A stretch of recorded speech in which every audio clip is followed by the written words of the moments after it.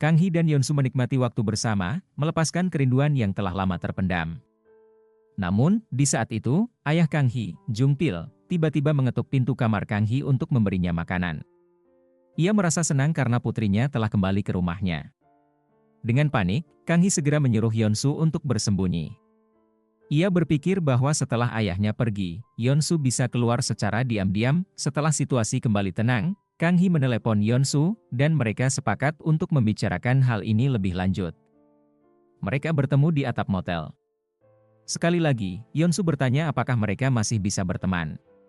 Di sana, Kang Hee menjawab bahwa hanya karena mereka telah berciuman, bukan berarti hubungan mereka berubah menjadi sesuatu yang lebih. Yeonsu lalu berkata bahwa Kang Hee adalah yang pertama baginya.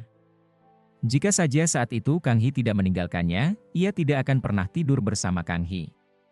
Yeonsu kembali bertanya apakah semua ini benar-benar tidak berarti bagi Kang Hee, karena bagi Yeonsu, setiap momen yang mereka habiskan bersama adalah kenangan yang akan ia hargai seumur hidupnya. Namun, Kang Hee meminta Yeonsu untuk menghentikan semua ini, karena menurutnya, semuanya sudah menjadi masa lalu. Yeonsu, yang lelah dengan Kang Hee, akhirnya setuju untuk melupakan segalanya. Sejak malam itu, ia benar-benar menghindari Kang Hee. Sukyoung tampaknya menyadari bahwa Yeonsu dan Kang Hee saling menghindar. Namun, Kang Hee memilih mengalah, karena sejujurnya, ia ingin mencoba berteman kembali dengan Yeonsu. Suatu hari, Kang Hee mengunjungi klinik. Setelah mengambil teh kamomilnya, Yeonsu segera pergi, meninggalkan Kang Hee bersama Nanwoo. Bagi Yeonsu, ia hanya mengikuti langkah Kang Hee. Dulu, Kang Hee yang memutuskan hubungan mereka, dan sekarang Yeonsu ingin melakukan hal yang sama. Suatu hari, saat Kang Hee sedang bekerja, Nanwoo datang meminta pertolongan. Hari itu, klinik mereka kedatangan seekor keledai yang harus dirawat sampai pemiliknya datang. Mereka membutuhkan kandang untuk keledai tersebut. Sukyoung dan Kang Hee bersedia membantu. Awalnya, Yeonsu bersikeras bisa membuat kandang seorang diri, tetapi Sukyoung menyarankannya untuk mempercayakan pekerjaan itu pada Kang Hee, karena Kang Hee adalah ahlinya. Benar saja, Kang Hee menangani semuanya sendiri, mulai dari membawa peralatan berat, memotong kayu, hingga mendesain kandang.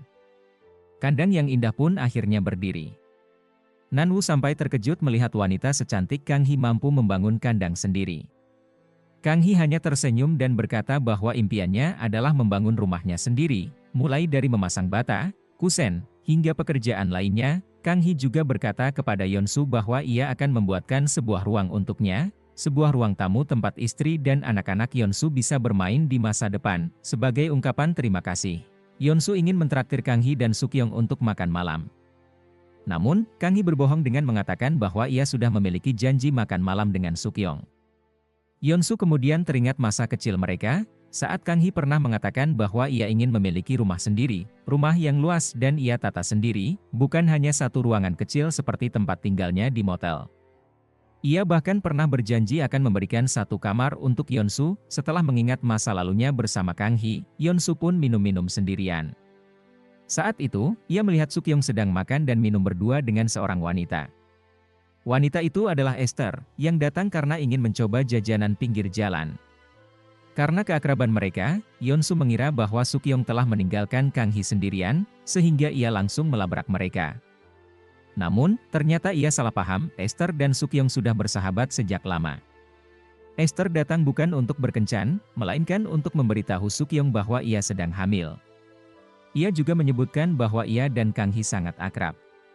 Keakraban mereka bahkan berujung pada kerja sama dalam membangun perusahaan bersama Direktur Hwang. Setelah mengantar Esther pulang, Yeonsu dan Sukyoung melanjutkan minum-minum bersama.